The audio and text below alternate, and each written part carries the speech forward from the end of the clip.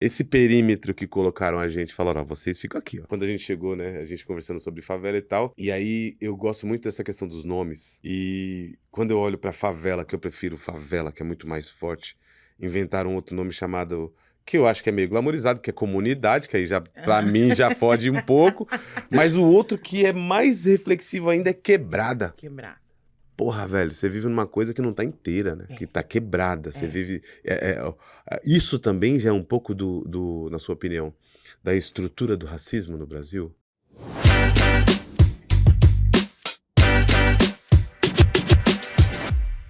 Olá, pessoal. Eu sou Eduardo Rodrigues, eu sou professor, psicólogo, palestrante. Hoje estou aqui com uma pessoa extremamente querida pra gente, fez parte do projeto, nos ajudou profundamente. Mas antes de falar disso, deixa eu falar aqui dos salgados da Elô. Que gostoso, Né? Elô. Que gostoso, Elô.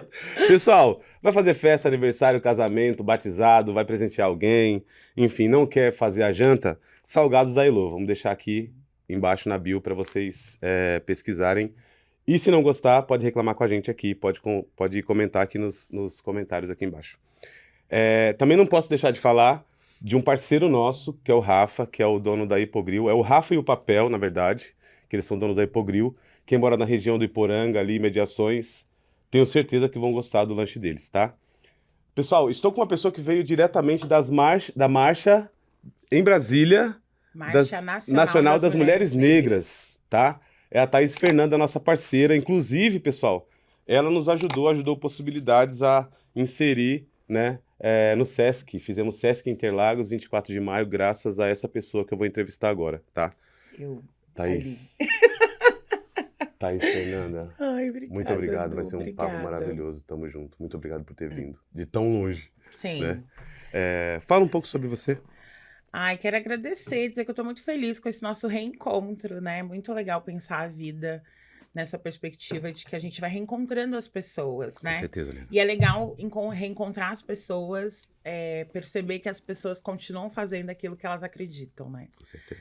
Então, acho que o Possibilidades, ele é um projeto extremamente importante, não só para o território do Grajaú, mas para todas as pessoas que estiveram presentes nas rodas, nos encontros, nos diálogos, nas conversas, e que não saíram mais sem pensar possibilidades para a vida. Com certeza, maravilha, né? maravilha. Que eu acho que os projetos das periferias que a gente vai criando diz sobre isso, né? É uma posição... pensar possibilidades para a vida, para além daquilo que está posto, né?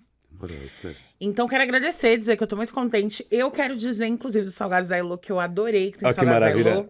Por quê, Elô? Elô, eu sou taurina, né? Taurina gosta do quê? Do prazer. E um dos prazeres é comer. Com então, certeza. chamar para um bate-papo, por alguém, para um projeto que eu gosto, com alguém que eu gosto, e ainda ter salgadinhos. Muito obrigada, Elô. Muito obrigada. Eu vou comer bastante, viu? Thaís, quem é a Thaís? Sabe a Bujanra, programa Provocações? Sim. Né? Quem é a Thaís? Nossa, primeiro Thaís que eu sou... Fernanda. Isso. Calma aí, quase que eu não falo. Eu ia falar isso. Eu sou Thaís Fernanda, porque eu gosto de falar que eu tenho 2 nomes e 2 personalidades. Maravilha. Tem dia que eu tô Thaís, tem dia que eu tô Fernanda. Me explica sobre E isso. aí, tem uma coisa do nome que eu acho que eu fui aprendendo, que nome constitui identidade. E eu, quando eu comecei a entender qual era o meu nome, eu comecei a entender muito do que eu era também. E isso se deu através de um professor que eu tive com 15 anos numa ONG, né? Eu começo a minha trajetória na área social numa ONG chamada Aldeia do Futuro, que ficava lá no Jabaquara. Tá. E era uma ONG que trabalhava protagonismo juvenil. E eu me chamo Thaís Fernanda porque o meu pai era Fernando. Ah, tá. E o meu professor, que era o professor Alipo, ele não gostava do Thaís, ele gostava do Fernanda. Ele falava, Fernanda, quando eu falo Fernanda, você fica viva, você olha, seu olhar assim, ó, parece que quer desbravar o mundo. E na verdade não era nada disso, era porque quando falava, não.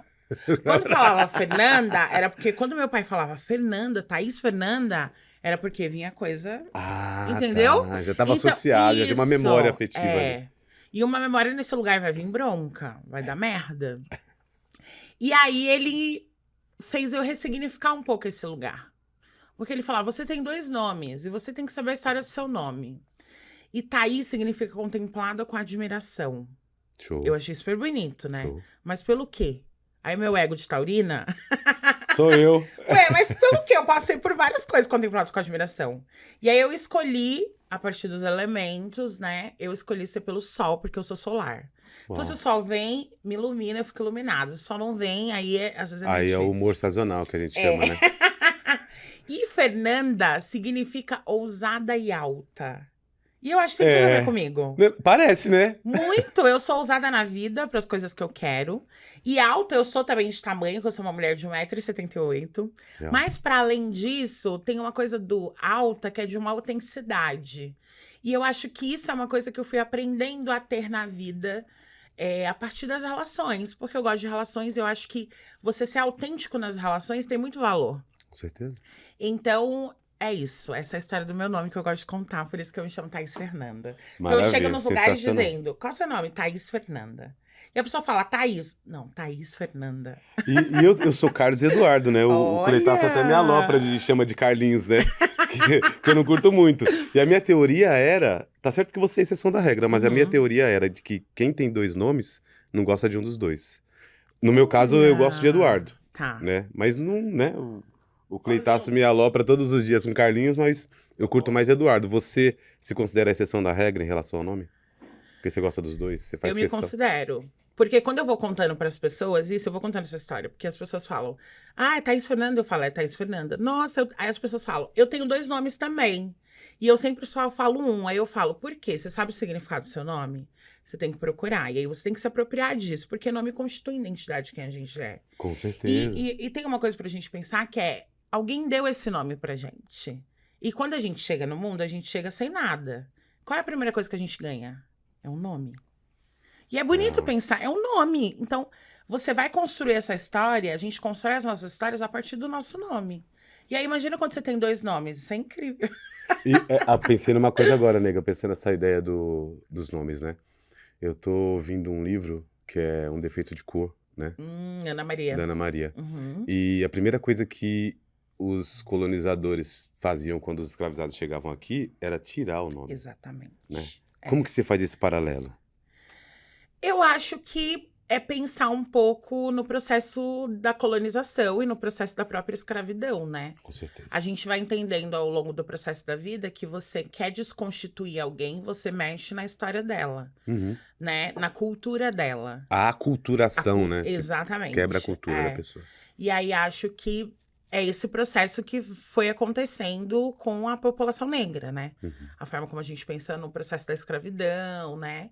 E aí eu tem uma outra coisa também que a gente fala e que os historiadores vão trazendo, que é de que muitos das nossas, quando vieram para cá, né? Vieram não, foram sequestrados, né? Foram arrancados do continente africano, tinham que dar 7 voltas, né? Exato. Em torno do baobá. Baobá, uma árvore maravilhosa. Exatamente, a maior árvore do continente africano, tinha que Milenar. dar 7 voltas para esquecer a sua história, né? Então, eu acho que a gente vai vivenciando um apagamento histórico, né? Então, eu acho que reafirmar os nossos nomes, falar nosso nome e nosso sobrenome, né? Lélia Gonzalez, que é uma pessoa extremamente importante para o movimento negro, para as mulheres negras, ela diz que quando a gente chega nos lugares, a gente tem que dar o nosso nome e o nosso sobrenome. Se não vem o outro e dá qualquer nome pra gente. Uau. Principalmente quando somos pessoas negras. Porque aí você vira o neguinho. Entende? Quando você fala, né, do Cleiton falar Carlinhos, é num lugar afetivo. Com certeza. Né? Mas a gente sabe quando não é afetivo. A gente sabe quando é pra nos diminuir ou nos colocar numa condição que é de um não lugar. Então, quando fala aquela neguinha, aquele neguinho. Entende? É subjugar, né? Exatamente. Pejorativo. Então, é isso, assim, a gente tem que dar o nosso nome e nosso sobrenome. E o meu é Fernanda. Porque é Thaís Fernanda. Sensacional. Me fala da sua trajetória de trabalho, né? E pode começar lá do comecinho mesmo. Tá. Vou voltar de novo no professor Alípio. Vou voltar nessa ONG, Tá. né? A gente sabe que quando a gente nasce na quebrada, na periferia, a gente precisa de projetos. As organizações sociais, elas têm... Eu tenho várias questões com as organizações sociais, em vários momentos. Mas a gente não pode dizer que as organizações sociais não são importantes para que muitos jovens pudessem ver possibilidades. Com certeza. E eu vim de uma organização social, que foi a Aldeia do Futuro, que foi um lugar que transformou a minha vida. E como Aldeia eu cheguei do lá, Futuro. Aldeia do Futuro. Tá. E essa instituição existe até hoje, né? Maravilha. E como eu cheguei na Aldeia do Futuro? A minha irmã fazia curso lá. E a minha irmã fazia um curso de telemarketing com esse professor que era o professor Alípio. Figura do professor Alípio. Um homem branco, alto, cabelo branco, uma barba grandona aqui, branca, mais branca que a sua, assim. A minha vai Uma ficar. calça até aqui, um óculos desse tamanho e andava meio corcunda, assim. Nerd ó. mesmo, né? Muito. E aí, quando você é jovem, tem essa coisa de tirar sarro do professor. Esse professor é meio estranho e tananã. E tinha muito isso com ele. Mas ele era um cara que ele era um griot, assim. Ele tinha muita sabedoria. Uhum. Ele falava coisas, assim, que eu me lembro até hoje. Tem uma coisa que ele falava que, pra mim, foi muito importante entender isso ao processo da vida, que ele dizia assim, é importante que os pais respeitem. É importante que vocês respeitem seus pais. Mas é muito importante que os seus pais respeitem vocês. Uau. Porque vocês não pediram pra vir até aqui. E ele falava isso da relação que ele tinha com os filhos. Ele falava, os meus filhos me respeitam porque eu respeito eles. E o respeito se passa por esse lugar da escuta, né? De entender que você tá se transformando, se desenvolvendo, quem você é. Então ele era uma pessoa que ele tinha muita sabedoria. E eu sempre fui uma adolescente, com muitas adolescentes, muito retraída, muito fechada, muito quietinha. Eu cresci na Vila Missionária, eu cresci vendo os meus amigos serem assassinados pela polícia, eu cresci vendo os meus amigos ir pro caminho do tráfico, porque era o único caminho ali que tinha muitas vezes. E eu fui perdendo muito isso. E perder esses amigos é também perder uma parte da minha história, né? Com certeza. E eu, uma menina negra, assim, não sabia muito bem ainda que eu era uma menina negra, pra mim eu era morena, mas todas as violações do processo escolar, que a escola, a gente precisa pensar isso também, né? A escola é um dos primeiros lugares que as crianças negras são violentadas, né? E como se dá isso? Nas relações. A Nas escola é um lugar de brincadeiras, né? muitas relações. Porque depois da sua família, que é onde você espera que haja proteção, cuidado, afetividade, o maior tempo que você passa fora da sua família, desse ciclo familiar, é a escola. Então a escola tem uma responsabilidade muito grande, né? Nessa construção do que você vai sendo. E não só do seu processo de alfabetização, mas das leituras que você vai tendo no mundo. E eu sempre fui uma menina muito quietinha, muito retraída, e eu achava que eu era quietinha e retraída porque eu era, e era uma forma que eu fui entendendo, conforme eu fui crescendo, que era uma forma de eu me defender. Porque eu sofria várias violências, né? Eu sempre tive o cabelo crespo, então todas as violências, né? E que nós, meninas negras, também estamos vencendo muito a partir do cabelo. Com certeza. Né? Os homens negros, o que fazem? Rapam, né? Automaticamente. Então é isso, a gente vai ouvindo isso dos pais, né? Eu ouvi isso do meu pai. Meu pai foi segurança, e ele tava sempre com o cabelo raspado. E ele sempre dizia, tem que raspar o cabelo do Samuel, que era meu irmão. Mas nós, meninas negras, não. E aí esse cabelo que não é o padrão. Essa pele que também não é o padrão, entende? Essa beleza que não se vê. E aí você vai deixando de se ver. Com certeza. Porque ninguém te olha, entende? E aí eu fui entendendo um pouco isso e fui ficando muito quietinha. Eu era muito quietinha, eu chorava muito, eu saía da escola, ia pra casa, organizava a casa, minha mãe trabalhando, e depois eu ficava no quarto, deitada, e eu chorava e passava muitas coisas pela minha cabeça, muitas coisas. E não eram coisas boas, assim. Depois de um tempo eu fui entendendo que eu tive um processo de... eu tive muita pulsão de morte até os meus 17 anos. Freud. Foda. Muito, assim. Eu sempre achava que eu ia morrer de um ano pro outro, que eu ia morrer, que eu ia morrer, que eu ia morrer. Mas eu tava morrendo mesmo, porque era uma vida que não tinha sentido, não tinha significação de sentido da minha vida, né? Aí eu vou pra essa ONG. Por que eu vou? Minha irmã vai primeiro, e a minha irmã chegava feliz. E eu falava assim, eu quero ir pra esse lugar que a minha irmã chega feliz. E aí eu fui. E aí quando eu fui, eu nunca mais deixei de ser feliz, sabe? Nossa. Porque eu construí relações de amizades, que eu tenho até hoje. Então eu tô celebrando 20 anos de amizade com esses meus amigos de lá. Hoje, um dos meus grandes amigos, ele é coordenador pedagógico lá na aldeia. Caraca. E a gente entrou juntos lá, Sensacional, né? Uma das minhas amigas hoje faz parte das Carolinas junto comigo, né? Vai falar delas daqui a pouco. Vou falar. Então, eu fui vendo, assim, a vida indo por um caminho que tinha possibilidades pra mim, sabe? Eu fico lá durante 2 anos, tinha um professor Alípio, que era essa pessoa, e ele falava uma coisa pra mim que eu levo até hoje. Ele falava assim, Fernanda, você tem que fazer a diferença. E, Poder das palavras, né, nega? muito. E ele tinha um espelho que era um espelho pequeno, assim, mas que você conseguia ver todo o seu rosto no espelho. Na sala dele. E ele fazia o exercício da gente se olhar no espelho. Se olha no espelho. Fala pra você tudo o que você quer ser. E é Nossa, muito louco pensar isso, né? Porque assim, foda. ai meu, que nada a ver. E eu ficava assim no espelho, tipo, passando coisas pela minha cabeça, mas eu não verbalizava. Mas, como ele fazia esse exercício toda semana com a gente, eu comecei a falar coisas na minha cabeça. Tipo, eu quero ser muito feliz, eu quero ter um emprego legal, eu quero ajudar meu território, sabe? Eu quero ajudar minha mãe. Então eu comecei a falar coisas e eu não verbalizava, eu só ficava assim. Porque era exercício na hora de ir embora, passa pelo espelho. Fala no espelho o que você quer ser. E é muito doido, né? Porque É eu fui falando sensacional. de algum modo que eu queria ser.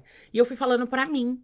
Exato. Não era pro professor Alípio. Ele só foi um mediador. Eu fui Uhum. falando pra mim. E aí, então, nesse momento, eu fico nessa instituição durante 2 anos. Era uma instituição de muita relação, assim. Todas as educadoras eram mulheres negras. Eu tinha uma única educadora que não era. Mas o que vocês aprendiam lá? Eles trabalhavam protagonismo juvenil. E Uhum. aí era um programa Tudo a ver chamado contigo. Agente Jovem, do governo federal. A gente recebia uma bolsa de R$ 60. Na A bolsa época, né? atrasava. Quando vinha O Estado três. sendo Estado, né? Isso. Aí vinha, tipo, R$ 180.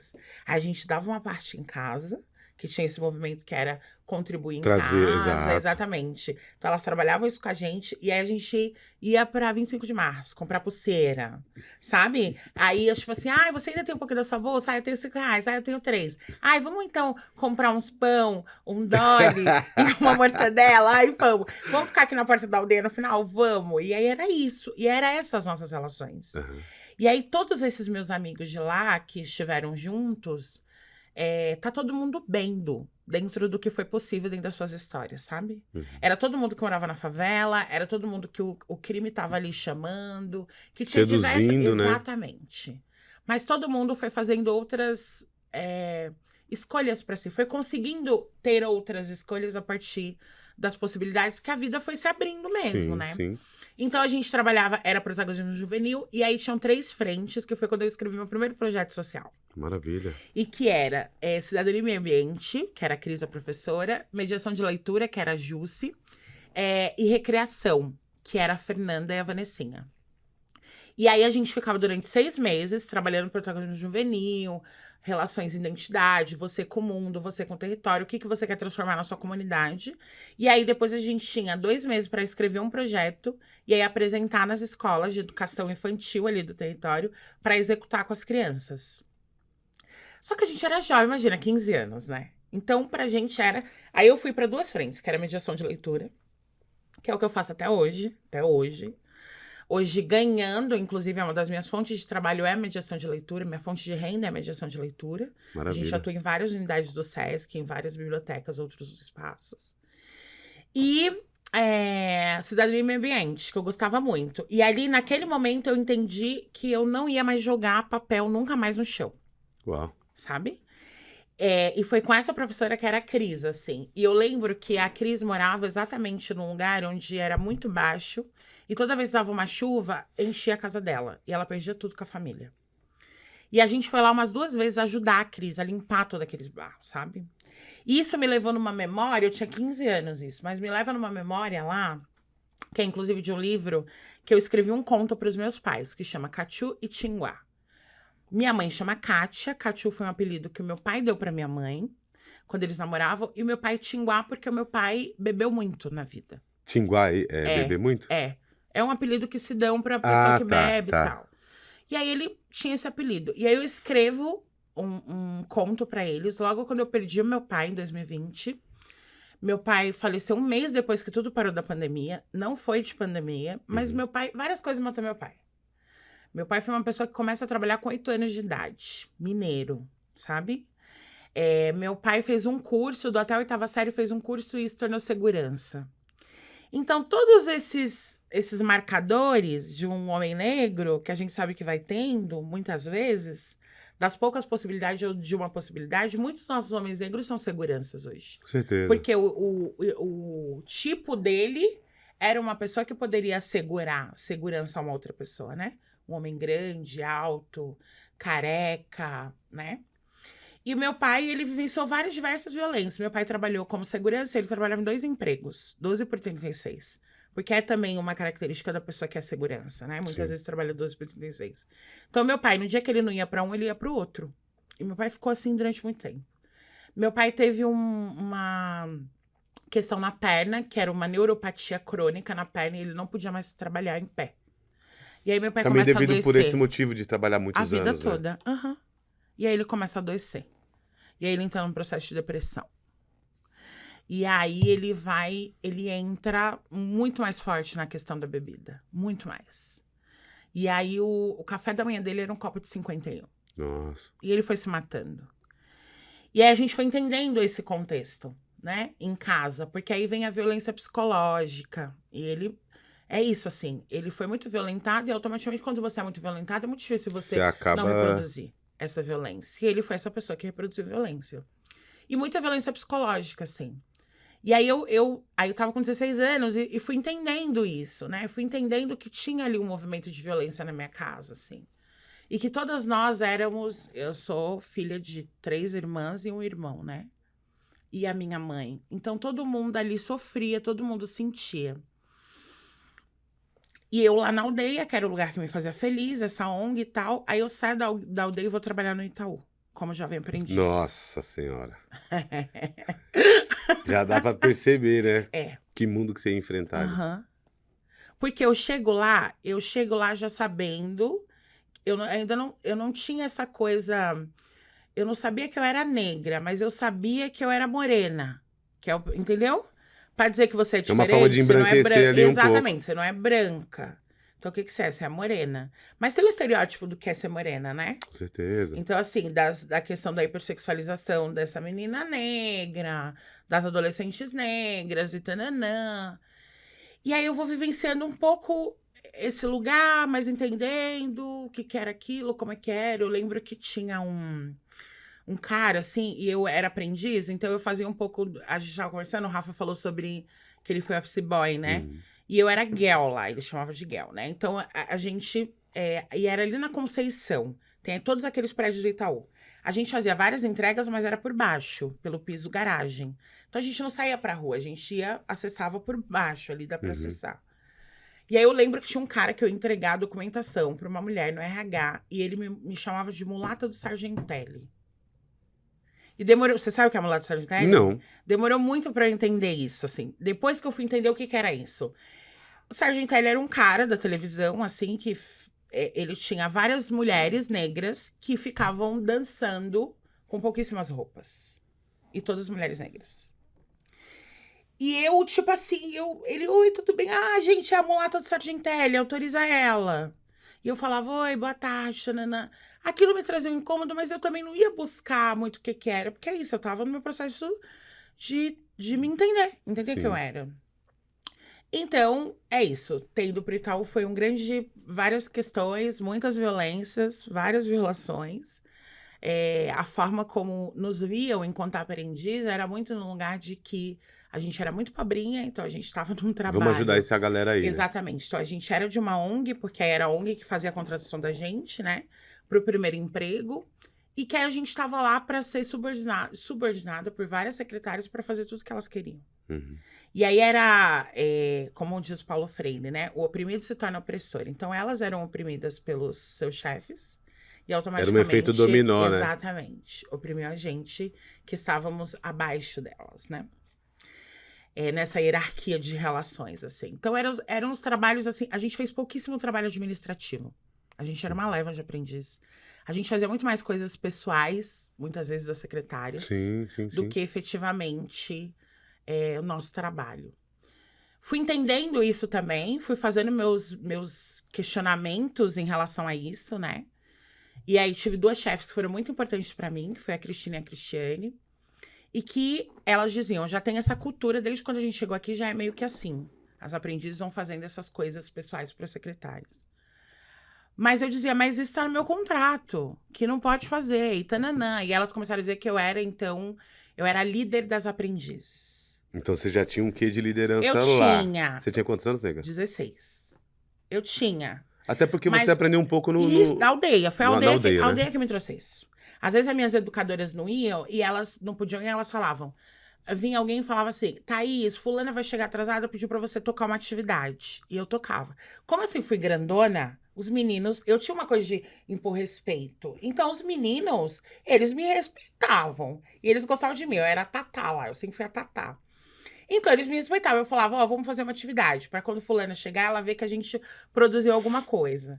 Então por isso que eu sempre falo, eu não sei se eu me tornei educadora social porque eu quis ou quando eu vi eu já era. Uhum. Então, mesmo que eu sou psicóloga hoje, fiz mestrado em psicologia social, tô indo pro doutorado. Sensacional. O que eu sempre vou dizer é eu sou uma educadora social. Eu sou uma educadora social. Esse é meu lugar. Uhum. Porque ser uma educadora social é estabelecer uma relação com qualquer pessoa, independente de onde eu estiver. Com certeza. Se eu estiver na quebrada, se eu estiver na academia, entende? Sim. Eu sou uma educadora social. E eu gosto de ser uma educadora social. Porque eu acho que esse processo da educação, ele é o que vai constituindo a gente a ser muito legal. A ser pessoas muito massa. Então aí, eu acho que é isso, assim, tá vendo? Eu vou indo e vou voltando, né? Não, porque mas deixa comigo coisas. que eu vou aqui mantendo as arestas isso, aqui. Senão eu vou indo. Quando que você se viu negra sem a inferioridade? Nossa. Du, eu acho que eu vou me vendo negra, Todos os dias. entendendo as inferioridades. Maravilha. Entendeu? Uhum. Eu acho que é isso. Porque eu acho que você ser negra, a Neuza Santos, que é uma psicanalista super importante da psicologia. Maravilha, vou colocar ela tem um livro aqui chamado Tornar-se Negro. Tornar-se Negro. E ela vai dizendo que nós, pessoas negras, a gente não nasce negro, a gente vai se tornando. Uhum. O que faz a gente se tornar, pra mim? É as experiências do cotidiano. É esse não lugar que o outro te coloca muitas vezes. Entende? E eu acho que, então, tornar-se negra é um processo que é do cotidiano, da vida cotidiana. A gente tem uma questão que estrutura as relações, e o Brasil é estruturado pela questão racial. Com certeza. O racismo, ele estrutura as relações no Brasil. E nessa estruturação, ele vai dizer quem vai chegar e quem não vai chegar. A gente que tá o tempo inteiro ali, ó, metendo o pé na porta, quer meter o pé na porta. Às vezes é meter o pé na porta. Sim. Pra chegar, a gente vai fazendo o quê? Quando a gente consegue meter o pé na porta? É porque a gente tá construindo a nossa identidade enquanto pessoa negra. E a gente tá no processo de fortalecer. O tempo inteiro. Pessoas negras constroem sua identidade e elas ficam no movimento de fortalecimento dessa identidade negra. Então, eu acho que eu vou... Qual foi a sua pergunta mesmo? Como que você lida... Como que você se percebeu negra e qual a relação com a inferioridade? Então eu acho que eu vou me percebendo negra juntamente com a inferioridade. Só Então que me aí eu vou fala isso. dizendo, não vou me colocar nesse lugar. Tá, então você Então diz é quando que eu meto o lutar, pé. Eu lutar bato o pé na contra a porta. inferioridade é uma luta diária. Diária, quando você é uma pessoa negra, o tempo todo. Tá. Porque tudo que você quer acessar e tudo que você quer fazer, se não são os lugares que não são condicionados pra gente, que é de dignidade, de humanidade, Exato, de realizações de sonho, de possibilidades, entende? Com certeza. De acessar um bom trabalho, sabe? De acessar uma universidade. De estar em lugares que não foram pensados pra gente. Não nos imaginam nesses lugares. Então a gente tá fazendo esse processo o tempo inteiro, que é de construção de identidade, fortalecimento de identidade. Construção de identidade, fortalecimento de identidade. E eu vejo que essa é uma das questões que eu mais faço na minha vida. Em todos os trabalhos que eu estou, em todos os públicos que eu atuo. Hoje, meus públicos de atuação são, nos meus trabalhos, infância, juventudes e mulheres. E o que você faz especificamente nesses trabalhos, né? Tá. Com as infâncias, né? Eu sou apaixonada pelas crianças. Eu não sou uma mãe, né? Não sou mãe ainda. Mas eu fui entendendo que a gente materna de várias formas, né? Certeza. E tem um lance que também é histórico nosso, das mulheres negras, que é mulheres negras são mulheres muito do cuidado. A gente tá o tempo inteiro ofertando cuidado, né? E muitas vezes muito mais Né? para o outro do que para si. E nesse processo de ofertar cuidado, eu fui entendendo que eu sou uma pessoa que sou cuidadora mesmo. Eu gosto de cuidar das pessoas, né? E aí eu acho que as infâncias pra mim tá num lugar que pelas próprias experiências que eu fui tendo na minha própria infância, é onde a gente precisa construir essa identidade e fortalecer essa identidade das crianças negras. E aí, como é que a gente faz isso com as crianças nas relações? Pra mim, é a partir do brincar. O brincar é uma ferramenta muito importante. Sem dúvida. Porque é nas relações do brincar que aparecem muitas vezes as tensões e as questões raciais, né? Das crianças uma com as outras. Mas isso não é das crianças, né? Tem Isso até aquele não... experimento, né, negra, das bonecas brancas e pretas. Exatamente. Quais são as bonecas que são sempre escolhidas? Qual é a boneca que é bonita?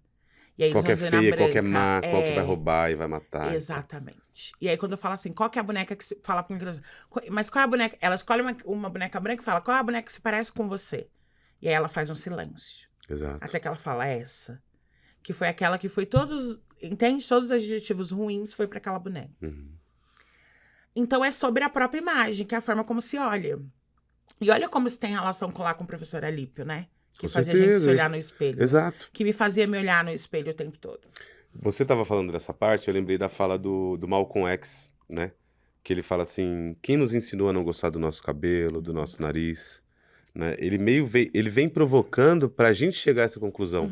Tem uma mulher negra também que veio aqui recentemente, que foi a Marina, virou nossa parceira também, extremamente inteligente, que ela fala assim que em alguns momentos da vida dela, algumas pessoas devolveram ela pra ela. E eu acho que Nossa, foi que isso, bonito. sensacional, né? E até me arrepia. E eu acho que foi isso que esse professor fez, não só com você, né? A hora que você se olha no espelho, que você falou, ó, passava várias coisas na minha cabeça, mas eu não falava nada. Mas ali, ele ensinou todo mundo a co-criar o próprio futuro, né? Que é, eu sempre vi essa força em você, né? E você sempre teve essa parada de cuidar, de direcionar, né? Quando você arrumou lá, fez a ponte pra gente no Sesc. Meu, você abriu uma porta ali que a gente jamais imaginaria que poderia chegar ali, né? Tanto é que todas as vezes que a gente fez Sesc, eu não conseguia comer, porque eu ficava extremamente ansioso, né? E ali também, a minha inferioridade batia na minha porta. Falava, olha onde você tá, cara, né? Eu lembro que a primeira vez que a gente foi fazer Sesc, a gente levou um enquadro da polícia, né? E a gente tava com um monte de roupa do Possibilidades, né? Com blusa, com jaqueta. Esse projeto aí de vocês aí, vocês falam mal da polícia? E eu, nessa, eu não sou do seu signo, mas pra bater de frente e conversar a gente consegue, né? E aí, confrontando, conversando e tal, e daqui a pouco ele já veio amansando, que ele viu que a gente sabia conversar direito, mas essas violências, né? Esse perímetro que colocaram a gente, falaram, ó, vocês ficam aqui, ó. Né? Por isso que, quando a gente chegou, né, a gente conversando sobre favela e tal, e aí eu gosto muito dessa questão dos nomes, né? E quando eu olho pra favela, que eu prefiro favela, que é muito mais forte, inventaram um outro nome chamado, que eu acho que é meio glamorizado, que é comunidade, que aí já, pra mim, já fode um pouco. Mas o outro que é mais reflexivo ainda é quebrada. Quebrada. Porra, velho, você vive numa coisa que não tá inteira, né? Que tá quebrada. Você vive... isso também já é um pouco na sua opinião, da estrutura do racismo no Brasil? Sem dúvida, né, Du? O que são as favelas? Quem estão nas favelas? Quem estão nas quebradas? O que são? Pra mim, eu tenho uma coisa muito forte pra mim, assim, vários historiadores escreveram também sobre isso, né? Que é, a favela ela é uma continuidade de onde a nossa população, enquanto população negra, está sem direitos. Assim, a favela é uma continuidade do processo de escravidão. A favela é uma forma, eu gosto de falar assim, que é a sutileza do racismo. O racismo tem as suas sutilezas, Sim. né? E aí, quando a gente pensa a estrutura da favela com pouquíssima estrutura e garantia de direitos, o que foi o processo da escravidão? Exato. Entende? A favela, pra mim, tá num lugar que é uma continuidade das senzalas. Com certeza, com certeza. Entende? Do quartinho da empregada, do quarto Quase de da despejo, família, né? que a Exatamente. Carolina vai falar. Sensacional. Entendeu? Sim. Então, eu fico sempre muito reflexiva nesse sentido de pensar que é isso, assim. Muito boa essa análise que você faz da questão da quebrada. É isso mesmo, tipo... E tem muita coisa quebrada. Sim, sim. Os corações das pessoas, né? As E pessoas a estão estrutura quebradas. também, das pessoas estarem trabalhando o tempo inteiro, Com em certeza. profissões extremamente consideradas de subalternidade, que se ganha muito pouco, que se trabalha muito para tentar construir aquilo que tá quebrado. Com Então, certeza. é a casa, é bater uma laje, é a janela, entende? A condição de dormir direito, de comer Exatamente. direito, de ter lazer. E que às vezes está muito mais no estrutural, que é a falta do estrutural. Eu preciso conseguir construir o estrutural para eu pensar, por exemplo, no emocional. Para eu pensar, por exemplo, em sonhos. Como é que você vai pensar Com fome. o que você... Exatamente. Como que vai pensar com fome? Aham. É muito louco isso, nega. E eu quero só voltar um pouco, porque eu lembro quando, agora há pouco que eu falei da fala da Marina, você se emocionou. Eu gostaria de saber por quê. Já falei que eu sou chorona. Fica aqui é o lugar. É porque eu acho que isso que ela falou, né, sobre as pessoas, muitas pessoas entregaram, né, devolveram pra ela gente. para ela. Eu me construí a partir de mulheres. E a partir de mulheres negras. E não foram, no meu cotidiano, no meu dia a dia, não foram as mulheres da minha família. Sabe? Eu fui entendendo o que eram as mulheres da minha família, muitas coisas que eu tinha delas, muito depois. Foram outras mulheres que foram as minhas mães quando eu precisava de mãe. Porque a minha mãe estava trabalhando como trabalhadora doméstica o dia inteiro para Alimentando conseguir pagar alguém, a casa. limpando o banheiro de alguém, cuidando dos filhos de alguém. E para conseguir pagar a casa que ela e meu pai conseguiram comprar na favela. E que na primeira chuva a gente perdeu tudo. Porque era aterro baixo. Entende? Sim. E aí, inclusive, o conto que eu falei que eu fiz para os meus pais é exatamente eu contando essa história. Você lembra você tem decorado? Você lembra? Eu tenho algumas coisas na minha cabeça. Eu ia trazer o livro, né? Mas como eu vim direta, nanã... E esse foi um processo muito legal, que é um livro que chama Carolinas. E aí são diversas escritoras do Brasil inteiro que escreveram uma carta para Carolina, falando o que a Carolina significava para elas, né? Carolina Maria de Jesus, que eu vou falar das Carolinas, a gente fala dela. Sim, vocês apresentaram com a gente no Possibilidade, Sim, lembra? a gente tava começando. Sim, sensacional. Lá no Sesc Interlagos, não foi? Sim. Foi mesmo. E aí eu conto um pouco nesse conto isso, assim, quem era o meu pai, quem era a minha mãe. E eu falo da pouca alfabetização que eles tinham, que a minha mãe escrevia cartas pro meu tio que estava preso, e o meu pai assinava cheque para comprar comida, porque ele tinha cheque. Ele tinha uma conta no Itaú e ele tinha cheque. E aí o que fazia a gente conseguir todo mês eles comprarem era o cheque. Então eu conto um pouco disso, assim, e vou trazendo um pouco dessa história, pensando uma história de um casal, quanto pessoas negras, que compram a sua casa na periferia, e que o meu pai dizia que a moça que vendeu a casa, que ela era uma tranqueira, porque ela enganou eles, porque ela não falou que enchia de água. Só que era uma casa dentro de uma viela, com aterro baixo. E a alegria dos meus pais é que eles tinham conseguido sair do aluguel e comprar a casa própria. Com certeza. Então, meus pais sempre trabalharam muito. Então, essa coisa da relação, do cuidado, da escuta, de conversar, de quem você é, o que você quer, meus pais não tiveram e automaticamente eles tinham outras necessidades com a gente, que era sustentar 4 filhos. Então, isso também faltou. Eu fui aprendendo a gente não ficar só na falta, mas a falta dói. Com certeza, machuca, destrói, né? Ela dói. E aí eu acho que quando a Marina, né? Quando a Marina fala sobre isso, eu me emociono porque faz eu pensar que eu fui me construindo também a partir de várias mulheres, sabe? Sim. Que foram colo pra mim quando eu precisava de colo.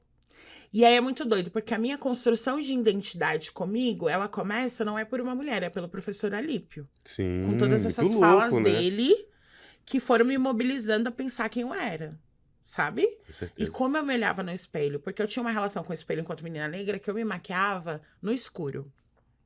Sim. Porque pra mim, acender a luz e me olhar era não me ver. Era não ter uma autoafirmação de imagem positiva de mim. Era olhar com esse olhar que te imputaram, que te enfiaram, né? Que é o não lugar, né? Que eu não era bonita, que eu... Enfim. Não era me enxergar, né? Era me enxergar, me olhar num lugar de indesejável. Então, era assim que eu me sentia muito no mundo. Então, o professor Alípio começa a fazer esse processo, eu vou pro Itaú, e eu tive 2 gestoras que eram muito maravilhosas comigo. Eu quero contar uma história do meu primeiro emprego no Itaú. Antes de eu ir no Itaú, eu fui numa empresa de copo descartável na rua Pedro Bueno, 255. Memória tá boa, né? Por que eu lembro disso? Porque naquele dia foi a primeira vez que eu sofri uma violência racial. Eu fui nessa entrevista que era pra mesma vaga, que era pra ser aprendiz, né? E aí eu fui nessa entrevista, eu subo as escadas e tinha uma mulher na recepção, uma mulher loira. E eu falo, eu vim para uma entrevista. Ela fala, para que vaga você veio? E aí eu falo, para vaga de aprendiz. e ela fala, espera um minuto aqui.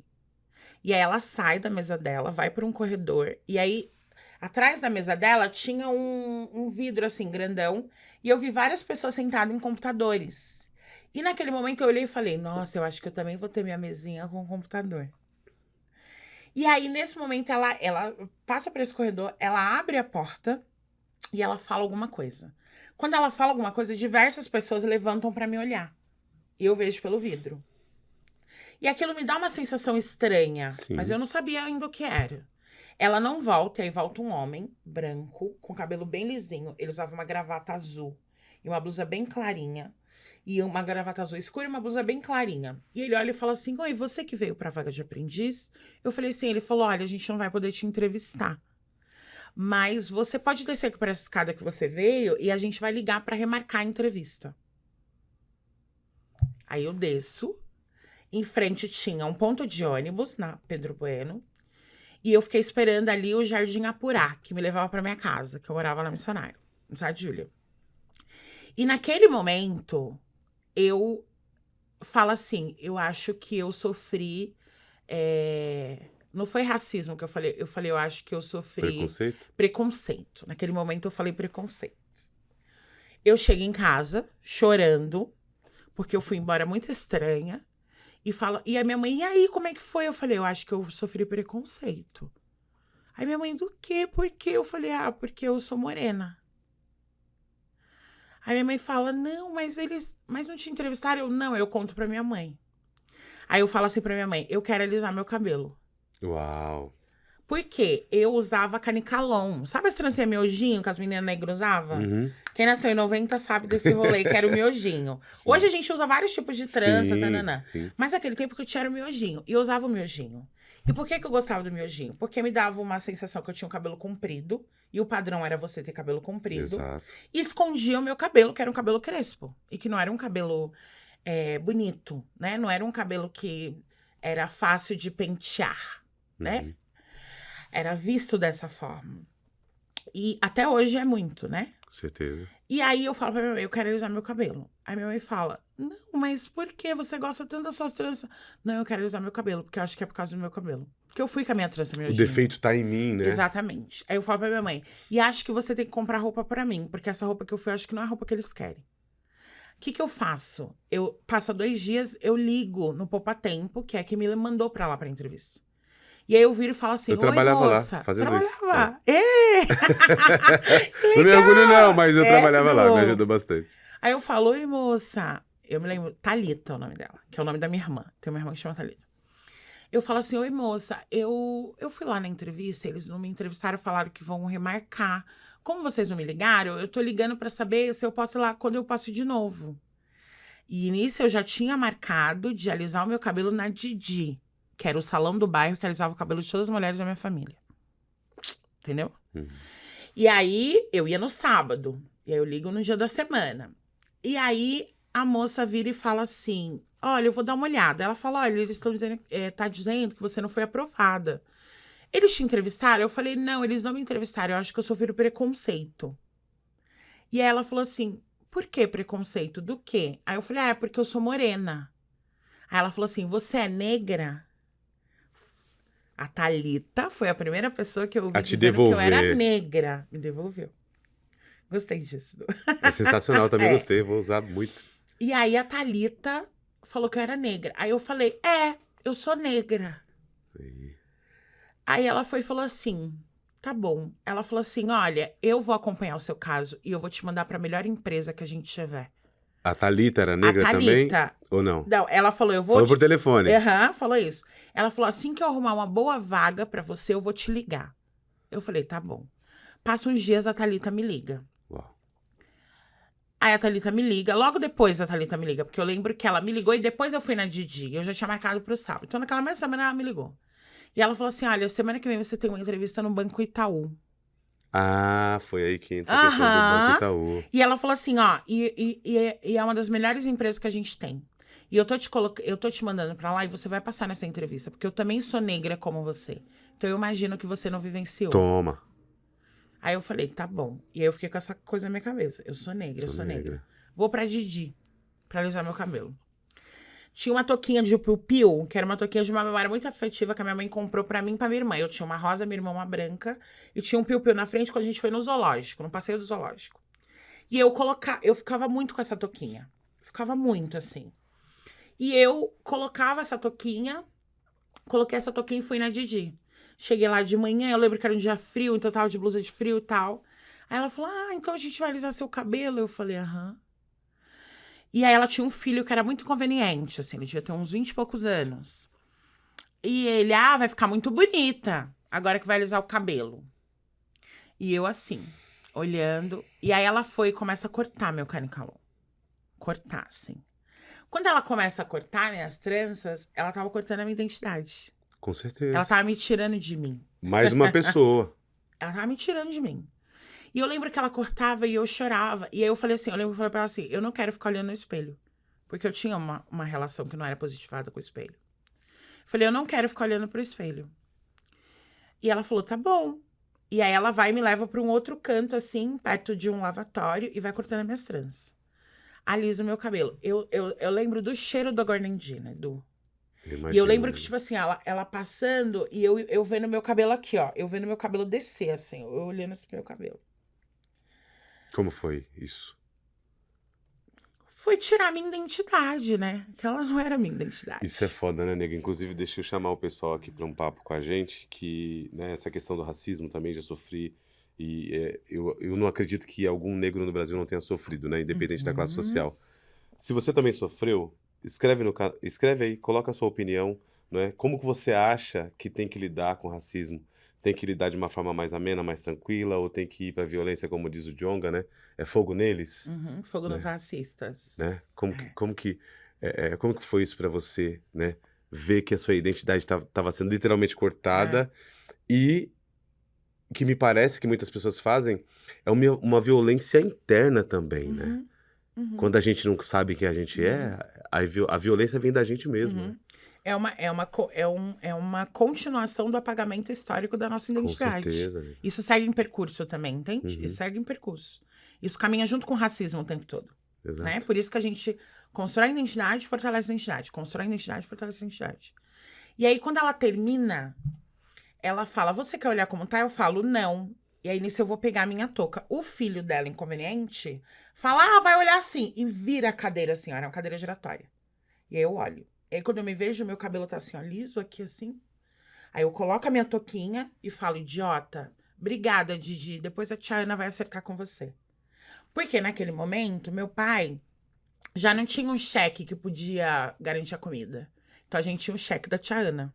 Então, tudo que a gente fazia era o cheque da tia Ana. A minha mãe, eu me lembro que ela foi comprar sandália nova pra mim, calça nova pra mim, blusa nova pra mim. Então, ela comprou porque eu falei pra ela que eu tinha que ir diferente no Itaú. E o que eu entendo naquele momento? Alisar meu cabelo era o pagamento da minha história. E comprar aquelas roupas e tal, eu tinha que estar adequada. Eu precisava me adequar ao Itaú. Sim, que era a melhor empresa que a Thalita tinha me mandado. Chego no Itaú pra minha entrevista. Quando eu cheguei no Itaú, que eu vi aquele prédio grandão, eu falei, nossa, será que eu vou passar? Aí eu entro, aí eu lembro assim que tinha um chafariz assim de água, eu achei aquilo lindo, eu falei, nossa, que lindo. Entro no elevador, aperto o quarto andar. Quando eu saio do elevador, eu dou de cara com uma menina negra, de cachinhos assim, com uma saia, com um saltinho. Aí ela olha e eu falo, oi. Aí ela fala, boa tarde, com um sorrisão, Camila. Aí eu falo, boa tarde. Aí eu falo, eu tô procurando a Cristiane. Aí ela fala, você é gerente? Uau! Quando ela falou isso, eu Totalmente falei, diferente. passei. Na hora eu falei, passei. Se ela tá achando que eu sou gerente, eu passei. Aí tá bom. Aí eu falo, não, eu vim pra vaga de aprendiz. Ela, se você passar, você vai trabalhar comigo. Aí eu falei, que legal. Porque eu já gostei dela. Eu me vi, Sim. uma menina negra, com seu cabelo cacheado. Eu me vi nela. E aí, com um sorrisão. E aí ela falou, aguarda aqui. Aí chega a Cristiane. Quem é a Cristiane? Uma mulher branca, de cabelo preto, lisíssimo assim, ó. Uma mulher muito alta, que tinha um vozeirão. A Cris ela era uma mulher de muita presença. Ela chegava e todo mundo percebia que ela tinha chegado. Porque a voz dela fazia ela chegar, o corpo dela fazia ela chegar. A Cris, uma mulher não negra, uma mulher branca. E aí ela me chama e ela me leva para me entrevistar na sala do diretor. Que era que eu ia trabalhar na diretoria. E ela vai e fala assim, ai, eu tô entrevistando outras meninas e tal. Inclusive, tem uma que tá chegando, inclusive. Aí ela falou assim, mas sabe uma coisa que eu gostei? Fala um pouco de você. Eu começo a falar um pouco de mim. Ah, eu estudo no segundo ano. Aí ela falou, mas sabe uma coisa que eu gostei muito do seu currículo? Que você faz trabalho social. Uau. Por quê? Eu era da aldeia, tudo que eu aprendi eu coloquei. E eu continuei mesmo que... nos finais de semana, eu fazia formação de jovens e mediação de leitura. Então, eu ia para as ONGs, que eram espalhadas pela Zona Sul, formar os jovens que participavam de um projeto que era PPT, Preparação para o Trabalho. E aí, eles tinham que fazer um estágio com as crianças. Então, a gente ia para fazer uma formação, para trabalhar a mediação de leitura como incentivo da leitura e apresentar a mediação de leitura como prazer e não obrigação, que era a relação do mediador, do livro e do público. E ela falou, eu achei isso muito legal. Eu falei, eu adoro. Ela falou, eu vi que você faz coisa cidadania e meio ambiente, né? Eu falei, Ela falou, inclusive, o Itaú tem várias ações assim. Aí ela foi e falou assim, inclusive, eu separei esse material pra você, que foi feito com pneu. Aí eu lembro que ela me deu era uma xícara e um lápis e um bloquinho, assim, de anotação. Aí ela falou, eu separei pra você. Aí eu falei, obrigada, muito obrigada. Aí ela falou, olha, eu entrevistei muita gente e tal. Ela falou, mas eu nem sei se eu posso falar isso agora, eu vou entrevistar a menina. Ela falou, mas eu gostei de você tá contratada. Eu comecei a chorar. Nossa, sensacional. Comecei a chorar. Porque, e eu entendo hoje que aquele choro era. Aquele choro era porque alisar o meu cabelo fez com que eu destituísse naquele momento a minha identidade. Com certeza. Mas, ao mesmo tempo, eu era uma menina grande. Eu sempre fui uma menina grande. Eu sempre ouvia isso. Ah, é muito grande. Ah, fala muito alto. Só que naquele momento eu vi uma mulher ela tinha uma risada também que era muito... E eu vi uma mulher que era... Eu falei, ela tem coisas que se assemelham a mim, né? Sim, com certeza. E aí ela foi e falou, eu vou te contratar, tanana, toda assim. Aí eu falei, obrigada. Eu comecei a chorar. Ela, não chora, por favor. Ela falava assim, a voz dela, né? Ela, não chora. Ela tinha uma voz assim, grossa. Ela falou, não chora. Ela, Camila, pelo amor de Deus, vamos pegar uma água. Ela tá chorando. Quando a gente sai da sala, a Camila vai me dar uma água e ela fala, Camila, ela tá contratada, mas eu vou entrevistar a menina, não pode falar ainda. E tinha uma menina loira, branca, sentada no sofá. E aí ela pegou e falou assim, ai, que legal. Ela falou, sabe o que eu percebi, a Camila? A blusa de vocês é igual. A minha blusa era marronzinha, assim, um begezinho. E aí tinha um negocinho, assim, um cordãozinho. E a dela era preta. Aí ela olhou e falou, nossa, que legal. Ela, meu, mais um sinal. Ela falou, olha, logo vão te ligar. Aí eu entro no Itaú. Eu tinha 2 gestoras naquele momento. Era a Cristina e a Cristiane. Uhum. A Cristiane, ela tinha menos de 30 anos. A Cristina era um pouco mais velha, eu tinha uns 40 e pouquinho. E eu sempre falo que eu tive ali naquele momento 2 pessoas que foram. A Cristiane era uma relação de amizade. Tudo que, vai contar pra amiga, primeira vez, tananã, beijou, não beijou, era com a Cristiane. A Cristina era a mãe, acolhedora. Você precisa de um cuidado, você E precisa aí de entra uma novamente na sua direção. vida a questão das mulheres como afeto, né? Exatamente. E aí 2 mulheres que vão me acolhendo de uma forma que a minha mãe não podia me acolher, porque estava trabalhando a vida inteira, minha tia também, ninguém podia me acolher. Nenhuma outra mulher negra podia me acolher naquele momento. É óbvio, Edu, que eu fui entendendo todo esse processo muito depois, mas Com eu certeza. sempre digo isso pra elas. Uhum. A Cristina tinha uma coisa que ela falava pra mim, que ela falava assim, ó, como o professor Alípio. O professor Alípio dizia assim pra mim, tudo que você for fazer, faça a diferença. Fernanda, faça a diferença. A Cristina, ela dizia assim pra mim, tudo que você for fazer, faça o seu melhor.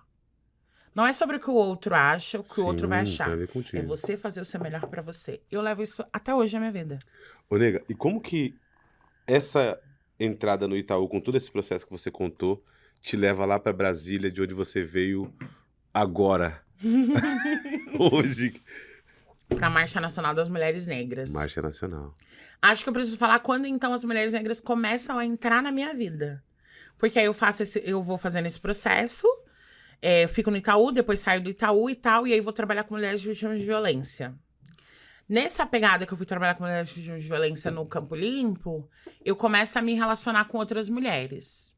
E aí tinha uma mulher, né, que era uma mulher muito importante, assim, que ela era psicóloga, e que foi uma pessoa que falava muitas coisas pra mim também, porque eu já queria entrar na psicologia. Uhum. Naquele momento, eu começo a olhar essas histórias. Essas mulheres chegavam nessa casa de acolhimento, que era de enfrentamento à violência contra a mulher. E eu era sempre muito curiosa, e eu entrei lá no administrativo. E aí, era duas partes da casa. Tinha a parte de cima, ficava administrativa, e a parte de baixo, a convivência. Então, as psicólogas, assistente social, as educadoras ficavam embaixo. Eu, no administrativo, muito ligeira sempre. Fazia tudo, prestação de conta. Terminou, não tinha mais nada pra fazer. Eu descia, que eu queria ficar na convivência. Vou Eu queria conversar ouvir com as essa galera mulheres. aqui. Aham. E eu falava, eu quero ser educadora e tal, tananã. Nesse processo, sai uma educadora. Aí eu falo, por favor, me contrata pra ser educadora. Eu quero muito ser educadora. E eles foram entendendo que eu já era um pouco educadora, porque as mulheres apertavam a campanha e eu ia lá, eu acolhia. Muitas vezes era eu que dava o primeiro abraço, Uau. sabe? Que eu falava, aguarda aqui, que uma psicóloga vai conversar com você. E aí eu comecei a entrar na sala de atendimento. Eram duas psicólogas, a Lu e a Márcia. E elas falavam, Tatá, não precisa dizer nada. Quer entrar? Quero, porque eu queria fazer psicologia. E aí elas me levavam pra sala e eu só ouvia as mulheres. Nesse roledo, eu comecei a ouvir mulheres que não eram mulheres da minha família, mas eu tava ouvindo histórias das mulheres da minha família. Histórias de violência. Entende? Histórias que eu ouvi da minha bisa, da minha avó, da minha mãe. Entende? Aí você falou, caramba, Das não é minhas só tias, comigo, né? Exatamente. E aí o que elas tinham em comum? Eram mulheres negras, na sua grande parte. Ou mulheres periféricas. E aí aquilo foi pegando pra mim. Quando eu ouço uma história que era muito parecida com a história da minha mãe, em relação ao casamento, em relação à religiosidade, em relação a ter filhos, eu fui e falei, não, tá me adoecendo. Aí é quando eu vou pra terapia. Tinha 19 anos. Caraca, você começou a terapia com 19 anos? 19 anos. Aí eu vou pra terapia, porque eu ouvi essas histórias, e aí eu entendi que era a história das mulheres da minha família, mas não eram as mulheres da minha família. O que eu faço com isso? Eu preciso cuidar. Aí quando eu começo um processo, lá mesmo, quando eu tava lá, eu ia conversando com a minha mãe. Falando assim, ó, isso é violência. Isso é violência psicológica. Isso é violência patrimonial. Entende? Porque eu fui conseguindo nomear o que era violência. E é como se você também fosse fazendo uma legenda pra elas, né? Sim. Do que era. Pra elas se conscientizarem que Aham. elas sofriam também. E aí eu vou fazendo esse processo. Eu acho que foi muito importante. Eu consegui muitas coisas pra mim, assim. Da minha mãe se olhar de outra forma, das minhas irmãs se olharem de outra forma. Todas elas tinham a questão do cabelo que eu falei. Todas elas tinham chapinha no cabelo. Hoje todas elas são com seus cabelos naturais. Isso pra mim é um Parece presente. pouco, né? Mas é uma transição secular, né? Essa A minha mudança mãe ontem mental. foi pra marcha comigo. A sua mãe foi? Foi. Me fala da marcha. Como que veio isso pra vocês viverem? Foram todas as meninas? Foram as Carolinas? As Carolinas. Foram as Carolinas e a gente levou uma das mulheres que participam do nosso trabalho que a gente faz lá, que é a Márcia, né? E que a Márcia chegou muito sem perspectiva, muito sem sonhos. E ela participa de uma atividade que ela chega para participar de uma atividade que chama Maternagens de Quebrada, que é um domingo no mês que a gente faz atividades com as mulheres. E as mulheres que são cuidadoras levam seus filhos. Fica um educador com os filhos dessas mulheres. E fica a gente num processo com alguém que vem mediar um processo de autocuidado com as mulheres. Tá, então deixa eu entender. O que você foi fazer em Brasília não tem nada a ver com o que você tá me dizendo agora.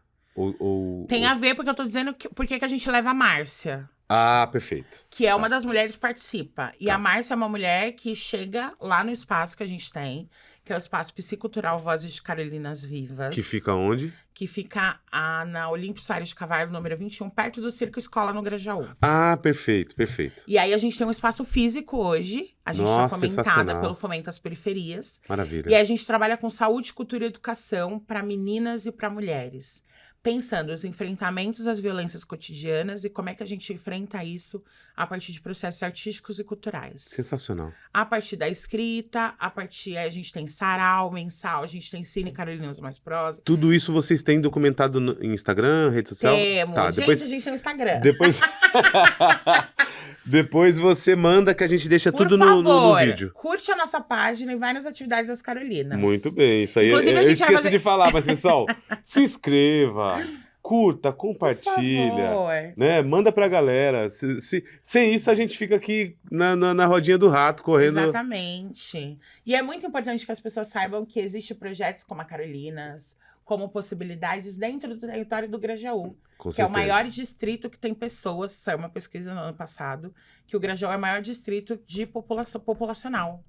É o maior Caraca. distrito que tem pessoas. Nas periferias é o Grajaú. Primeiro lugar. Nossa, Então é cara. muita gente, É entendeu? muita gente. Muita gente ainda não chegou lá nas Carolinas. Tem um pessoal do Shemalami, que faz um projeto Exatamente. sensacional. Quero mandar um É. abraço pros meninos lá. Eles estão fomentados, Sensacional. inclusive, pelo Fomento às Nossa, Periferias. até me arrepia, cara, olha isso. Sim, Porque eles fazem um trabalho com xadrez pra molecada lá que é extraordinário, é isso. né? Então, por favor, tá, gente? Vamos fazer circular. Coisa boa. Ó, Coisa boa na aqui, quebrada, ontem meu. saiu o nosso podcast com o Douglas, que é presidente do Samba da Praça, Grajaú. Massa! E Douglinhas, Tá amo pra- Douglinhas. meu parceiro, nosso irmão. E trouxemos também o pessoal, que é o Vitor e o Japa, né? Que eles são da Escola de Samba Terceiro Milênio. Massa. Diretor de harmonia e diretor de bateria. Tem uma coisa que eu amo no Grajaú, que é pensar como o Grajaú é um território cultural. É. O Grajaú é um território cultural. Com certeza. E aí tem muita gente produzindo cultura no Grajaú. O samba é cultura. Com certeza. E com aí eu certeza. sempre falo assim, gente, qual é a periferia que você tem 2 samba pra ir? No sábado é o samba da praça. E no No domingo. domingo, pagode da 27. Isso, tem outros vários lá também Que que tá eles acontecendo fizeram. também. Eles fizeram agora uma apresentação que foi Dia da Consciência Negra. Foram 4 grupos, me desculpem os grupos, mas eu vou colocar todos aqui. E aí quem fechou foi o pessoal da escola de samba. Então Massa. foi sensacional, sensacional. Se saía algum motim, alguma briga, o pessoal já parava o samba. Ó, pessoal, fora. A organização coletiva, assim, isso me arrepia. É isso. Não, e a galera vai mesmo, né? Nosso povo é um povo da alegria, do Com sorriso, certeza, né? com certeza. E uma roda de samba, ela cura, ela alimenta, ela salva, ela faz com que as pessoas tenham uma pulsão pra segunda-feira. Um bom samba é uma Pra forma de de novo, oração. Né? exatamente. Certeza. E pra segunda-feira, Edu. Pra ir de novo, mais pra transporte público, 2, 3 horas. Sair do Grajaú pra chegar pra trabalhar no centro, pra voltar. Exato. Então, no final de semana, um samba, tipo, vou lá, vou cantar, vou ficar em pé. Porque a gente já faz isso no cotidiano. Exato. As pessoas já fazem isso no cotidiano, né? No transporte público. Então, no dia do samba, é o dia que eu venho aqui recarregar minhas energias pra semana. Tá. Então, o Grajaú é um território muito cultural. Maravilha. E aí, a gente tá lá com as Aí Carolinas. Isso. Aí você volta pra Brasília, Vou que é voltar pra onde eu Brasília. quero saber o que vocês foram fazer lá. O que a gente foi fazer? A gente foi marchar em Brasília. A marcha, a primeira marcha foi em 2015. Ah, então já é uma coisa que Não, você já a tem 10 primeira. anos. Aí a segunda tá saindo agora, 10 anos depois. Caraca! E a marcha é um movimento de mulheres negras. Sim. Então é uma marcha das mulheres negras. Muitas mulheres negras mais velhas, que são referências no movimento negro, Sensacional. que começaram a puxar esse bonde pra acontecer a marcha. Uhum. E aí a marcha tem tema como reparação e bem viver às mulheres negras. Justo. Então é entender que toda a transformação das relações, do mundo, das políticas públicas de acesso passa pelas mulheres negras. Passaram e passarão. Numa pirâmide, né, estrutural, as mulheres negras estão no último lugar. Então Sim. o homem branco, depois a mulher branca, depois o homem negro e por último as mulheres negras. Uhum. E as mulheres negras também são as mulheres que mais movimentam a economia no Brasil. Certamente. As que mais trabalham, as que ganham menos, mas as que mais acessam também no sentido de consumir. Acessam no sentido de consumo. E tem também, que eu falei com a Marina aqui, a solidão da mulher negra, né? Que é uma coisa que ela abordou um pouco, que é um outro universo de debate, né? Tem uma coisa que eu gosto de pensar do lance da solidão da mulher negra, que pra mim as pessoas dizem, a solidão da mulher negra é no amor. Eu acho que a solidão da mulher negra, ela é com o mundo. Uhum. Com tudo que te possibilita acesso e possibilidades no mundo, você vai viver uma solidão. Uhum. O movimento de mulheres negras nasce, inclusive, para que a gente não seja tão só. Né? Tem uma música da Suede Nunes que ela fala: povoada, quem falou que eu ando só? Nessa terra, nesse chão, sou eu, mas não sou só. É alguma coisa assim. Talvez cantei errado no final. Sensacional, não tem problema. E aí, eu acho que é esse movimento que quando você tá em coletivos de mulheres negras, em organizações, em agrupamentos de mulheres negras, é para que você sinta essa solidão menos no mundo. Uhum. E tenha como compartilhar, né? Exatamente. Compartilhar dores, mas também compartilhar alegrias. Amores. Mulheres negras não são só dores. Mulheres negras não podem estar no lugar de só dores. A gente tem muita alegria Exatamente. na gente também. Mas a gente tem muita falta, né? Falta desse estado, né? Falta de dignidade, de trabalho, de escolha, de possibilidades. De perspectiva, né? Então, eu acho que Nega, tudo te isso... cortando rapidinho. Quantas mulheres tinham lá nesse evento? 300 mil mulheres. 300 mil do Brasil inteiro. Do Brasil inteiro. Nossa, Tinha que conexão. mulher de todos os estados. Você via mulheres de todos os estados. Se você olhar hoje as redes, assim, 300 mil. Marcha das Mulheres Negras, que é uma página oficial no Instagram. Tá, eu vou Mídia colocar também aqui no Ninja, nosso vídeo. Afirmativas. Todo mundo fazendo cobertura das mulheres negras, da Marcha das Mulheres Negras. Perfeito. Certamente tinha mulheres negras deputadas, vereadoras? Todas estavam lá. Todas. Porque a gente estava em Brasília. Então, E aí a exatamente. marcha a gente marchou do museu até a Esplanada. Então era do Museu Nacional até a Esplanada, ali a Câmara. A gente estava do lado. E aí, ontem a gente foi na Câmara, inclusive, Carolinas foi convidada para ir no... Nossa, fala disso, cara. Foi muito legal isso. A gente marchou, e aí depois tinha a volta, porque aí tinha um show. E aí, nesse momento, a gente foi convidada para ir lá no Supremo, né, lá, entender o que fazem os parlamentares. Uhum. E aí a gente foi entender uma coisa que a gente sempre quis entender, que é como funciona as verbas parlamentares para projetos nas quebradas. Como funciona? O que faz? O que precisa para a gente estar? A gente é uma instituição que tem 10 anos, uma coletiva 10 anos. Sim. Mas a gente não é institucionalizada, a gente não tem o CNPJ. E aí, não ter um CNPJ faz com que a gente, por exemplo, a gente descobriu ontem que a gente não pode pleitear a emenda parlamentar. E aí, tem diversos deputados, tem uma leva muito grande agora, inclusive, que, da esquerda, né? A gente precisa falar disso também. Claro. Tem várias questões também, mas a gente precisa falar quem tá com a gente e quem não tá, Exato, né? pode falar, sim. E aí, que tem feito esse movimento de entender quais são os projetos, quais são as periferias, quais são os lugares, para fomentar esses projetos, para direcionar a emenda parlamentar para os projetos continuarem acontecendo. E aí a gente foi lá ontem entender isso, a gente foi convidada pelo chefe de gabinete do deputado Alfredinho, que é do PT, e ele foi explicar, levou a gente para dar uma volta, assim, dentro da Câmara, foi muito legal. A gente entrou em várias sessões que estavam acontecendo, de decisões acontecendo. Ontem estava sendo discutido o Plano Nacional da Cultura, que está mudando. É um plano que tem desde 2014, mas teve uma atualização em 2024 e agora está tendo uma nova. E aí eles estavam discutindo isso, que é pensar para onde o dinheiro está indo, como descentraliza o dinheiro para a cultura, Sim. como manda como está sendo construído os editais, né? E quem tem acessado, onde está chegando, onde ainda não está chegando. E aí foi uma vivência, assim, política mesmo, assim, Sim, sabe? precisamos. De entender para onde que a gente está indo, o que a gente está fazendo, a importância da gente ter um CNPJ, entende? Porque a gente Que é uma no trabalho há identidade 10 anos. organizacional, né? E 10 anos que a gente não parou e que a gente está o tempo inteiro tentando possibilidades a partir dos fomentos, né? A gente está fomentada, a Carolinas está fomentada desde 2020, quando a gente escreve na pandemia o projeto, aí vem, e aí em 2022 a gente abre o espaço físico lá.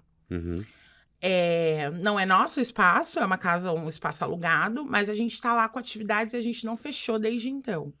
A gente fica durante 2 anos fomentado pelo Fomento às Periferias, que é um edital que é da Secretaria de Cultura da cidade de São Paulo, e que você, para grupos que são constituídos até 5 anos, tem 5 anos de existência, e que você escreve um projeto para até 24 meses, então até 2 anos, para receber o recurso da Secretaria de Cultura, e aí é do município, né? Estamos falando de município.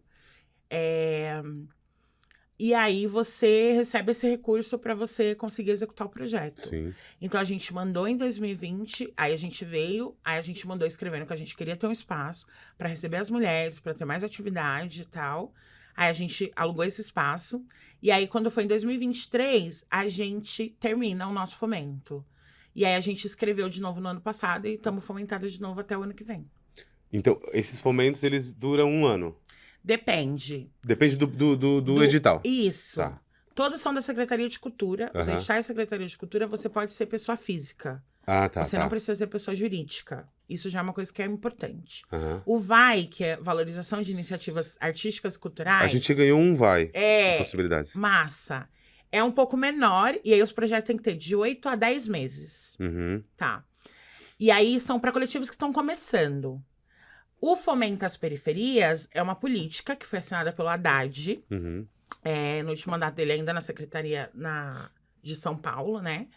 E aí é uma política nacional, é uma política municipal, né? Uma política do município, uma política cultural. Então, todo ano tem que ter uma verba destinada na Secretaria de Cultura para projetos do fomento. Então, tá na 9ª edição. Então, é o 9º ano. E aí, o fomento é uma possibilidade de recurso maior. Aí tem mais... eles requerem mais coisa, né? Então, você tem que ser um coletivo que tá há 5 anos atuando, tem que ter portfólio desses 5 anos, mas aí você escreve projeto e você pode escrever projetos de 12 meses até 24 meses. Ah, tá. Sabe? Assim, cabe ressaltar, pessoal, que a gente não tá aqui fazendo a propaganda dos políticos. A gente tá falando que Não. eles fizeram, né? O trabalho que eles fizeram, que eles Isso. são obrigados a fazer. É de porém, responsabilidade. Exatamente. Porém, Porque esse dinheiro é nosso. embora- Os editais são um retorno de dinheiro que a gente paga nossos impostos. embora possa existir políticos da direita que façam esse trabalho, mas a gente tá falando do que é feito, não puxando a sardinha. Outra coisa que é importante, nega, é quando a pessoa fala assim, mas os negros são minoria. São minoria na representatividade na política. Né? Não Espaços de decisão de poder. Exato, porque em relação à população, todo mundo sabe que é mais da metade. Exatamente, né? a gente é mais de 60% da população. Mas é sensacional saber que tem 300 mulheres, que foram 300, então imagina o barulho, né? Muito. Né? Porque, na minha opinião, nega, o político, independente do cargo que ele ocupa, ele gosta de números. Assim como rede social, assim, hoje tá tudo assim, né? Mas é importante eles entenderem também que nós somos um movimento. Muito grande. Nós somos um movimento. E sem esse movimento, eles não têm o que fazer. Exatamente. Né? E qual foi a coisa mais impactante que você viu lá? Eu acho que estar com a minha mãe foi muito impactante pra mim. Nesse movimento, nessa luta, né? Muito louco. Porque nesse movimento que eu fui indo, assim, fui fazendo várias coisas na área social e tal, a minha mãe sempre, ela era uma pessoa que sempre dizia assim pra mim, vai com Deus. Eu falava, vou. Ela falava, vai com Deus, vai com Deus. E eu fui indo. Então, acho que isso foi uma coisa muito importante pra mim, impactante, estar com a minha mãe marchando, apresentar pra minha mãe mulheres negras que foram me formando. Eu fui sendo formada por mulheres negras. Eu fui sendo formada pelo movimento negro. E aí, apresentar essas mulheres que me formaram, que são mulheres importantes pra mim. E dizer, essa é a minha mãe. Meu Deus! Ela alicerce, né? E dizer, ela também é minha filha. Isso é muito legal, sabe? Muito e a minha mãe dizer, agradeço por sempre ter cuidado dela, por ter acolhido. Então, acho que isso foi uma coisa muito impactante pra mim, muito importante. E eu acho que a outra coisa foi esses reencontros. Reencontrar essas mulheres que foram me formando. Sim. Então, acho que é muito legal. Que foram formando Carolinas, sabe? Também. Então, acho que isso também foi um movimento que foi muito importante pra mim, assim.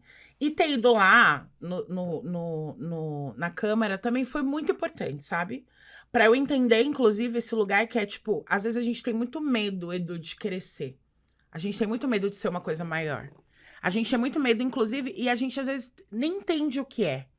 E eu não fui lá por conta do partido em si. Eu queria entender como funcionava a emenda parlamentar. Claro, claro. E pra entender isso, tem que ser alguém que saiba sobre isso. Que tá lá, exatamente. E a pessoa tava lá.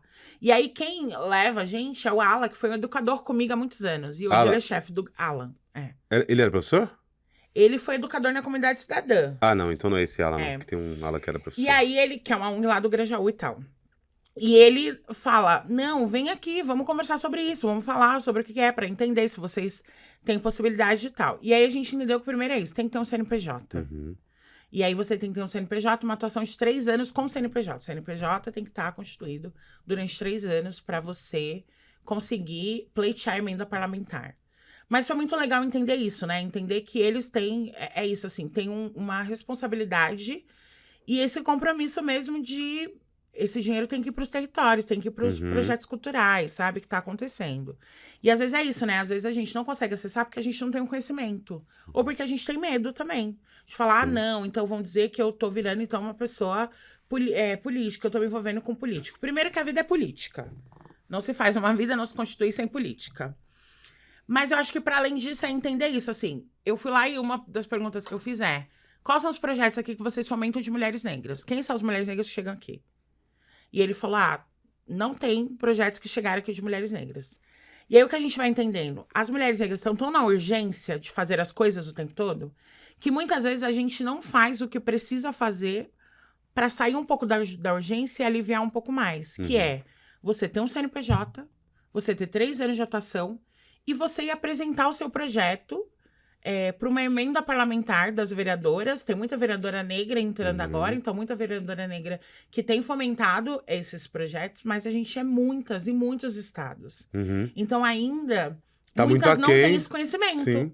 do que precisa fazer para pleitear uma emenda parlamentar. Sim. E aí eu acho que 10 anos, e uma das coisas que ele falou, como vocês têm 10 anos de existência e vocês não têm o CNPJ? Vocês estão bobeando, já era para vocês terem muito tempo. Então, mas aí é que tá. Essa fala parece que atropela o próprio processo de movimento, porque é difícil, não chega até a gente, Exatamente. né? Não chega até Porque- até a informação. Não, e assim, e é muito burocrático também, Com né? certeza. E as burocracias, elas vão fazendo com que a gente tenha mais dificuldade de acessar. Isso é E fato. desistir, né? Exatamente. E ele falou isso, ele falou assim, vocês têm 10 anos, mas mesmo que você tenha um portfólio de 10 anos, isso conta muito. Mas vocês, para conseguir uma emenda parlamentar pleitear, vocês precisam ter 3 anos de CNPJ. Então é como? Os 7 anos que a gente tem, os 10 anos que a gente tem, Não serve, não... serve como portfólio, mas ao mesmo tempo não Mas serve tem que esperar pra- mais 3. Exatamente. Entendeu? Nega, Só que se não fizer agora, vai ter que esperar mais 3. exato, não, tem que acompanhar o sistema, né? Exatamente. A gente tá caminhando aqui pro final, nega, e eu Tá. gostaria muito de te parabenizar por todo o processo, né? Agradecer, primeiro por ter vindo aqui, também por ter feito a ponte pra gente, e as outras várias pontes que a gente vai fazer, tá bom? Tá bom. É uma honra saber que temos psicólogos pretos e pretas. Sim, temos né? muitos, Que é- somos que é muitas uma, e muitos. Que é uma coisa que faz pouco tempo que isso vem Exatamente. acontecendo. Eu gostaria que você indicasse, além das redes sociais, da sua, das Carolinas e tal, que você indicasse algum livro, né? Você falou do Tornar-se Negro, que eu vou colocar aqui um Falei do resuminho. Tornar-se Negro. Mas livro, documentário, música que possa, sei lá, contribuir positivamente com a autoestima da galera que vai nos assistir aqui. Tá. Quero agradecer também, né? Tamo junto, gratidão. Quero dizer que a gente foi falando tantas coisas, mas eu queria deixar demarcado, assim, um parágrafozinho, um pouquinho, Por favor, um por favor. minuto, Não, pode pra falar. falar da Carolina Maria de Jesus, que eu acho que é o livro Sim. que eu vou deixar como indicação, Sim, que é o Quarto de Despejo Diário de uma Favelada. Carolina Já Maria li. de Jesus sensacional. é uma escritora negra. Ela é, né? Eu não gosto de falar que ela foi. Não, ela é. Porque pra mim, como a gente é uma continuidade da Carolina, pra mim ela tá sempre aqui. Lá em Parelheiros eles têm um monumento pequenininho Sim! dela, né? E tem o céu, que é o nome dela Exatamente, também. que leva o nome dela. E esse monumento foi um movimento, inclusive, das pessoas lá, porque eles quiseram colocar o monumento dela num parque lá em Parelheiros, bem longe. Sim. Acho que no Parque Linear. Linear. E aí fizeram um movimento que era a estátua da Carolina, ela não vai por quarto de despejo. Ela precisa estar na sala de visita. E a sala de visita é a praça central de Sim, Palheireiros, né? sim. Porque Onde a tem a Carolina igreja viveu ali, né? em Palheireiros. Sim. A Carolina tem um sítio lá em Palheireiros. E que hoje tem uma movimentação, né, do Rancho Atelier, por exemplo, que faz visitas guiadas culturais e que leva vários trajetos em vários espaços, que são espaços que a Carolina esteve, que tem a história da Carolina. E o sítio dela é um desses espaços, né? Que virou um patrimônio nessa perspectiva de as pessoas conhecerem a história da Carolina. E aí, queria dizer isso, né? Carolinas, a gente é uma coletiva lá no Grajaú que chama Carolinas Soltem Suas Vozes, que trabalha saúde, cultura e educação para meninas e para mulheres. Maravilhoso. E aí, a gente tem um espaço que chama Psicultural Vozes de Carolinas Vivas, que é uma junção da psicologia com a cultura. Sensacional. E aí, a gente tá lá nesse espaço fazendo diversas Lá atividades. perto pras do meninas, Circo Escola, perto né? do Circo Escola. Maravilha. Para as meninas e para as mulheres. E entendendo que nós somos uma continuidade do que a Carolina foi, né? Com certeza. A Ela Carolina- pavimentou, né? Muito, assim. Sim. E ela foi a primeira mulher negra a ter um reconhecimento internacional da sua escrita. Carolina é lida em 14 países, traduziram o livro dela, Quarto de Despejo Diário de uma Favelada, que ela conta diversas situações em forma de um diário, como era ser uma mulher negra na década de 60, no Canindé, catadora, criar 3 filhos, sendo mãe solo. Essa realidade da Carolina é a realidade de diversas mulheres negras nas Em periferias. várias partes do Brasil até hoje. Exatamente. Então, nós somos uma continuidade de Carolina com outras possibilidades, lutando por outras possibilidades, e é isso que a gente foi fazer marchando. Sim. É reparação e bem viver para as mulheres negras. Sensacional. Então, esse é o livro que eu deixo para as pessoas que eu acho que quer entender a história do Brasil.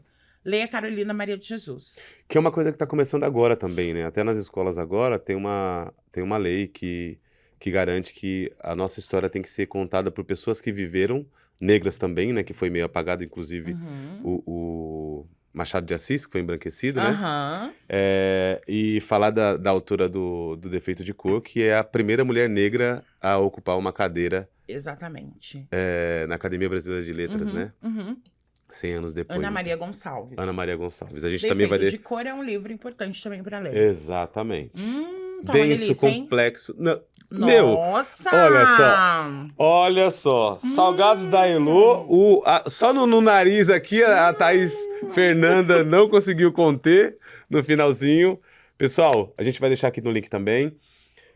Muito obrigado, gratidão Obrigada de a você, coração. Edu. Tamo Obrigada. junto. Amei nosso Obrigado pela reencontro. parceria. Sensacional. O que tem que ser né? É isso. Pessoal, curta, compartilha, se inscrevam no canal.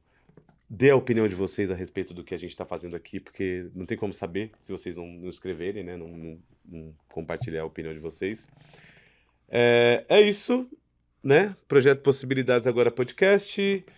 Thaís Fernanda, nossa parceira, psicóloga pós-graduada, líder das Carolinas. Muita coisa. Vamos chamar de novo no ano que vem. Lógico. Você já tá convidada também para você vir. Eu falo bastante, né? Tem muita trazer, coisa pra falar. exatamente. De repente trazer duas Carolinas, fazer uma entrevista com 3 Ouviram, Carolinas né, aqui. Carolina? Se preparem. Sejam bem-vindas, meninas. Nega, gratidão, tamo junto. Até a próxima. Espero que não muito longe, tá? eu também. E que a nossa parceria nunca acabe. Vamos precisar de você, de verdade, para fazer Estamos aqui, Edu. essa ponte aí, tá bom? Porque, como você disse no começo, sem grana não dá. Não dá. Né? E o nosso E nós projeto merecemos, é coletivo, que né? foi o que você falou agora no final, né? A gente tem medo de crescer. Inclusive, quando o Rafa me chamou aqui para fazer o podcast, né? Como a nossa mente foi colonizada por muito tempo, como diria o Saramago, a gente tem medo das coisas, né? Mas uma coisa que eu tenho como filosofia agora, nega, vai com medo mesmo, entende? Pra nós também não foi fácil chegar até aqui, mas chegamos. E estamos ocupando esse espaço que é nosso, galera, não é meu, né? De repente eu sou a cara da parada, mas esse espaço é nosso, ok? Tamo junto, gratidão. Até a próxima. Gratidão, nega. Obrigada, Tamo Edu. junto, viu? Obrigada, Possibilidades. Obrigada, Rafa. Obrigada, Cleiton. Hipogril, pessoal. Hipogril. Um Depois beijo, eu vou colocar gente. aqui o Hipogril, Muito bom. tá? Pra vocês... Elô, né, amei! A gente precisa fomentar, ajudar os nossos também. né? Isso, ó. Rapidinho, pessoal. Embora acho que ainda não tenha, né, já não tenha o ingresso, Pentágono, dia 28 de dezembro, lá no Mandela, tá? Vai ser sensacional. Posso fazer um convite também, então? Pode, lógico que pode. Olha só um convite rapidinho. Pode olhar pra essa aqui, nega. Pra essa. No dia 13 e no dia 14 de dezembro, estaremos no Sesc Interlagos, numa programação que é de ação dos direitos humanos para todas as pessoas. Dia 10 de dezembro é o Dia Internacional de Direitos Humanos. E a gente vai estar com várias práticas de saúde, com várias coletivas do Grajaú que trabalham com saúde. Então, vocês estão convidados, vai ser uma programação com várias atividades. Acompanhe as nossas redes para vocês saberem. E vão lá conhecer essas coletivas que a gente está fazendo, pensando na promoção de saúde e bem-estar no território. Como diria o poeta, sonho que se sonha junto é realidade. Tamo junto.